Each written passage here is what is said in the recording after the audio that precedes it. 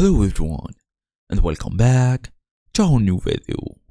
Well, you were looking for something specific on Vinted, whether it's a brand, size, or even like some rare item.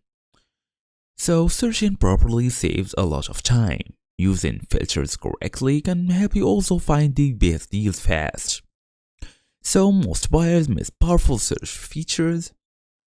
That's why in today's small tutorial we're gonna go through how to actually search for items on Vinted app or even the website in 2026.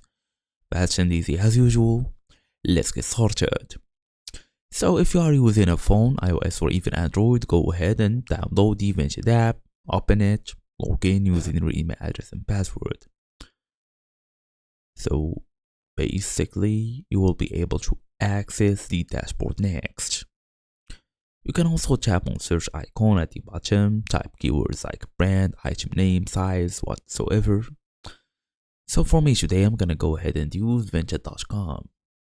So tap on the website, go ahead, log in using your email address and password.